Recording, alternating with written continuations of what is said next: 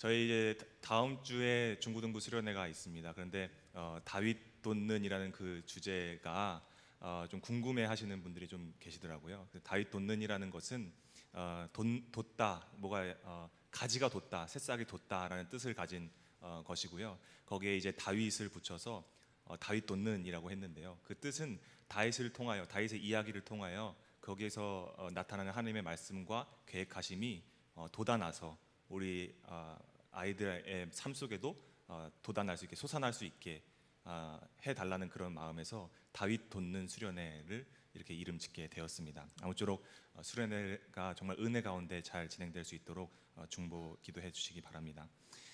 오늘 우리가 읽은 본문 말씀은 하나님께서 사무엘 선지자에게 하나님이 정하신 이스라엘 왕에게 가서 기름 부으라라는 명령을 하시고 이제 사무엘 선지자가 이제 베들레헴으로 가는 장면입니다.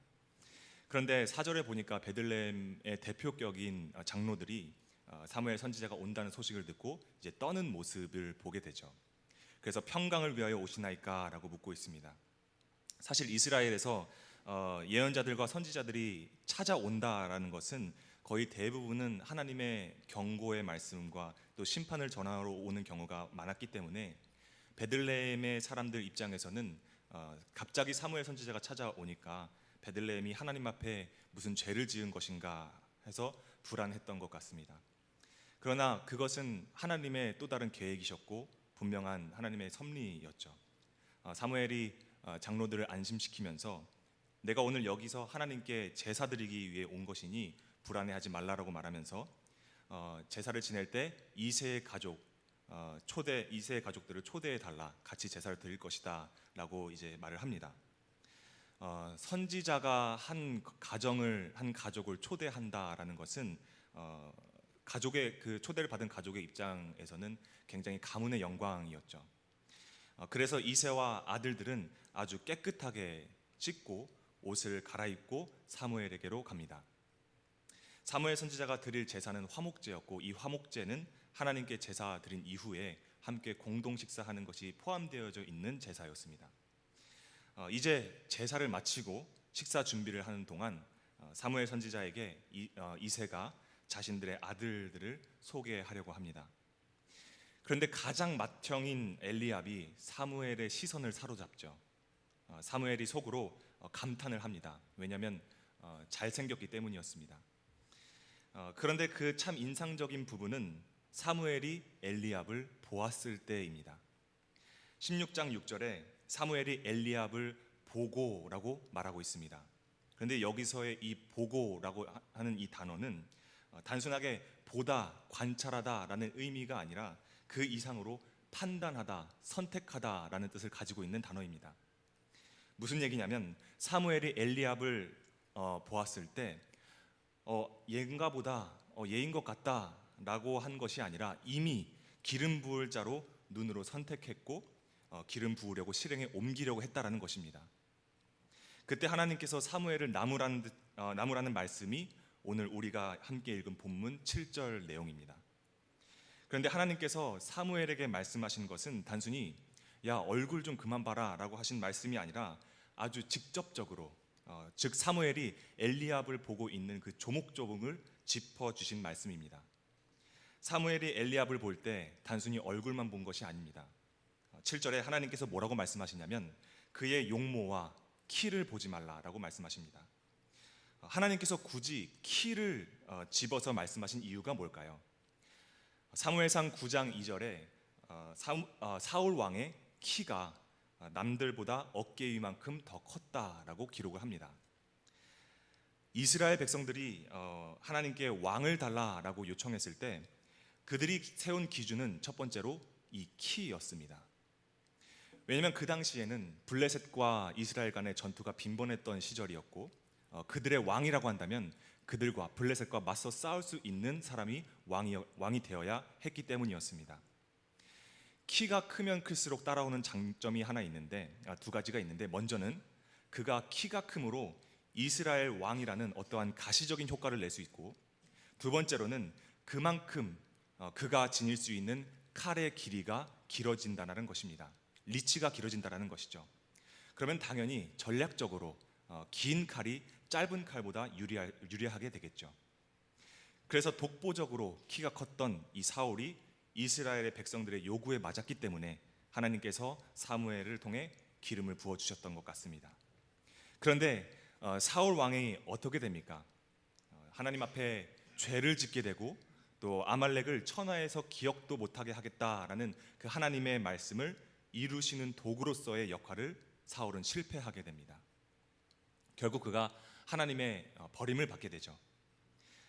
그런데 사무엘이 엘리압을 볼 때 왕의 자질로 봤던 부분이 바로 이 키였습니다. 엘리압이 그 형제들 중에 단연 키가 컸던 것 같습니다. 그래서 속으로 사무엘은 이 사람이라면 이스라엘을 위하여 블레셋과 맞서 싸울 수 있는 사람이다. 구해줄 수 있는 사람이다. 이스라엘을 하나의 나라로 자리매김하는데 아주 좋은 사람이 될 것이다 라고 확정 지어버렸다라는 것이죠. 그러면 지금 하나님께서 사무엘에게 말씀하시는 이 장면이 사무엘의 어떤 작은 이유, 단순한 이유에서 나무라시는 말씀이 아니라 이스라엘이 실패했던 주요 원인을 짚어주셔서 다시금 생각나게 하셨다라는 것입니다. 너희가 세웠던 기준, 너희가 인정하는 가치로 사울 왕을 세웠을 때 어떻게 되었느냐? 그러면서 엘리압을 보고 있는 사무엘에게 이렇게 말씀하시죠. 내가 이미 그를 버렸노라. 사무엘상 15장 26절에 사울이 하나님의 말씀을 버렸으므로 하나님께서 그를 버렸다라고 기록하고 있습니다. 그렇다면 하나님이 사무엘에게 그를 버렸다, 엘리압을 이미 내가 버렸다라고 말씀하셨을 때 그 뜻은 엘리압이 하나님의 말씀으로 사는 사람이 아니었다라는 것입니다. 하나님의 말씀을 버렸던 사람이라는 것입니다. 다시 한번 사람의 기준으로, 다시 한번 세상의 기준으로 엘리압을 왕으로 세운다고 할지라도 그가 이미 말씀을 버린 자이기 때문에 나도 그를 버릴 수밖에 없다라고 말씀하신 것입니다. 그러면서 하나님은 하나님이 인정하시는 가치에 대해서 말씀하셨습니다. 사람은 외모를 보거니와 나 여호와는 중심을 보느니라. 여기서의 이 중심은 영어 성경의 heart입니다. 심장으로 나옵니다. 예레미야 17장 10절에 나 여호와는 심장을 살핀다 라고 말씀하고 있고, 시편 139편 23절에 다윗의 고백을 보면 하나님이여 나를 살피사 내 마음을 아시며 라고 고백하고 있습니다. 여기서에 나오는 마음과 또 심장과 오늘의 본문 말씀 나 여호와는 중심을 보느니라 할 때 이 중심은 이 세 단어가 같은 히브리어 레브라는 히브리어로 쓰이고 있는 것을 보게 됩니다. 이것을 통해 우리가 알 수 있는 것은 결국 하나님은 우리의 마음 속에 있는 중심, 또 우리도 모르는 무의식 속에 깊이 자리 잡고 있는 마음의 중심, 그리고 의도, 그리고 동기까지 꿰뚫어 보고 계시다라는 것입니다. 정말 이 사람이 하나님이 보시기에 측량하실 수 있는 중심의 무게를 가지고 있는가가 하나님이 인정하시는 가치의 기준입니다. 중심의 무게라는 것은 무엇일까요? 나니아 연대기의 저자로 유명한 C.S. 루이스가 이런 말을 했습니다. 진정한 믿음은 고난 가운데서 검증된다. 고난 가운데 있을 때 그때야말로 진지하게 하나님을 신뢰하는 것, 그럼에도 불구하고 하나님을 향해 원망과 불평하기보단 그 상황 가운데 있는 자신의 믿음이 변하지 않았음을 고백하는 것. 다윗의 중심의 무게가 그랬습니다. 다윗의 일상은 사실 원망과 불평하기에 아주 적합한 환경이었습니다. 10절에 이새의 아들 7이라고 말씀하고 있죠. 성경에서 숫자 7은 완전수를 의미합니다. 그런데 이새의 아들은 8명이죠. 즉 다윗은 이새에게 자식이라고 떳떳하게 내놓을 수 있는 아들의 명단에 어울리지 않는 취급을 받으며 살았다라는 것입니다. 현재 상황만 봐도 알 수 있습니다. 지금 온 가족이 이스라엘을 대표하는 사무엘이라는 선지자의 초대를 받은 상황입니다. 아마 다윗의 형들은 자신이 빛날 수 있는 자리, 어찌 보면 사무엘이라는 완벽한 무대 위에 신고식을 취할 수 있는 그런 기회였기 때문에 나름대로 단장을 하고 나갔을 것입니다. 왜 그렇습니까? 베들레헴이라는 깡촌에서 사무엘의 초대를 받았던 사람, 사무엘과 겸상했던 사람이라는 타이틀이 붙는다면 어쩌면 내가 뭔가 크게 출세할 수 있지 않을까, 뭔가 큰 물에서 놀 수 있지 않을까라는 그런 생각을 했었던 것이죠. 왜냐하면 사무엘은 왕을 세운 선지자이기 때문입니다. 그런데 그런 초대를 받았음에도 불구하고 다윗을 양을 지키게 들판으로 보냈다. 이는 얼마나 다윗의 형제들이 다윗을 위하는 마음이 없었는가, 또 얼마나 그를 업신여겼는가를 알 수 있는 현장입니다. 사무엘이 아들이 더 없느냐라고 물었을 때 이새의 대답, 아직 막내가 남았는데 그는 양을 지킵니다 라는 이 말 속에서도 아버지가 딱히 다윗에 대해서 기대하고 있지 않았다라는 것을 나타내는 멘트입니다. 즉 다시 말하면 단지 들판에서 양을 지키는 막내만 남았을 뿐입니다 라고 말하는 것이죠. 여러분이 만약 이 다윗의 상황이었다면, 다윗의 입장이었다면 어떤 마음의 중심에 자리 잡았겠습니까? 마음속에 어떤 중심이 자리 잡았겠습니까? 저였다면 괴로움과 외로움과 또 공허함과 반항심이 제 중심을 채웠을 것이고, 저는 아마 흔한 문제아가 되었을 것입니다. 그러나 다윗은 그런 자기에게 직면한 환경을 회피하거나 또 부인하거나 하지 않았습니다. 자신이 자리한 곳에서 늘 하나님을 찬양하면서 하나님이 나의 모든 것 되시며 또 나를 이끄시는 분이시라는 것을 그의 일상으로 늘 고백하며 믿음으로 중심을 차곡차곡 채워나갔던 사람, 그 사람이 바로 다윗입니다. 그런 의미에서 다윗은 검증된 믿음의 소유자였습니다. 그런 다윗에게 오늘 놀라운 일이 일어나죠. 그 유명한 사무엘이 직접 가족들을 통해 들판에 나가 있는 다윗을 찾는 것입니다.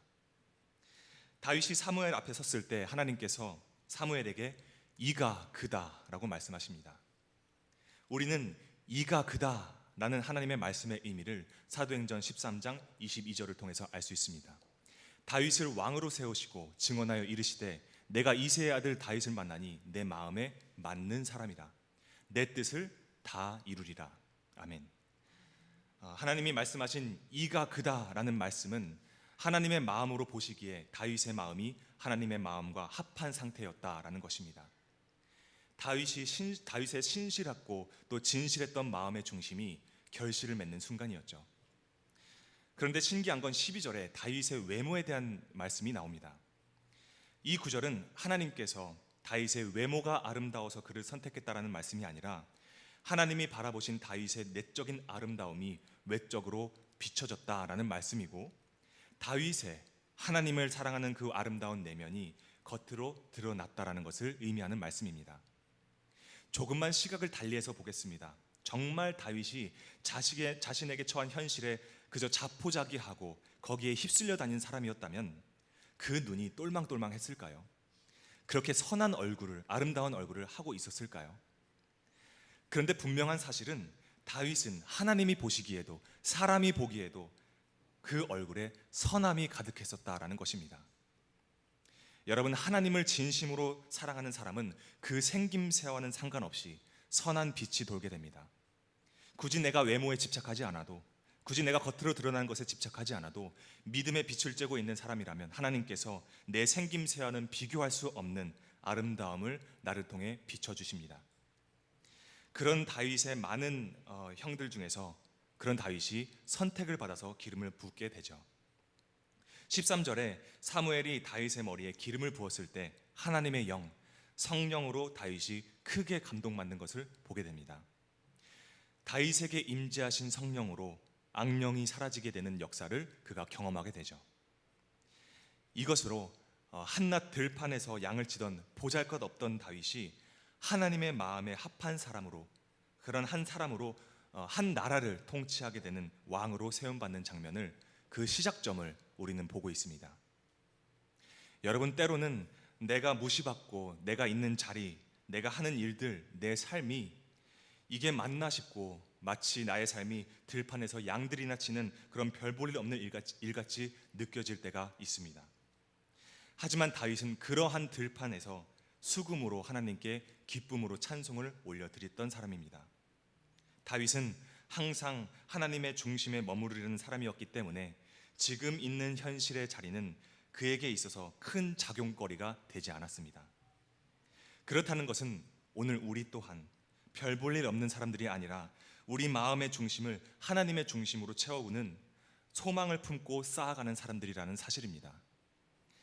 하나님의 마음으로 바로 서 있는 사람, 하나님을 향한 믿음으로 중심이 잡혀 있는 사람은 양을 치는 들판에 있을지라도 들판에 있던 다윗을 하나님께서 기름 붓는 거룩한 자리로 부르셨던 것처럼 하나님께서 가치 있는 사람으로 거룩한 자리로 우리를 불러주십니다. 그리고 그 사람이 서 있는 자리가 부르심의 과정의 자리가 되게 해주십니다. 오늘 나눈 말씀을 통해서 우리가 겉으로 보여지는 세상적인 것이 아니라 오직 하나님의 말씀을 늘 사모하고 늘 동행하는 하나님을 기대하는 마음으로 우리가 서 있는 삶이 세상 사람들이 보기에 어떠하든지 그것에 연연하는 것이 아니라 내가 어떤 모양으로 살고 있을지라도 나를 부르시는 하나님으로 충분하고 하나님으로 만족하고 감사하면서 사람이 겉모습으로 흉내낼 수 없는, 사람의 겉모습으로 나타날 수 없는 오직 하나님만이 주시는 참된 빛과 아름다움을 표출하는 그런 생명력을 표출하는 우리 모두가 되시기를 소망합니다.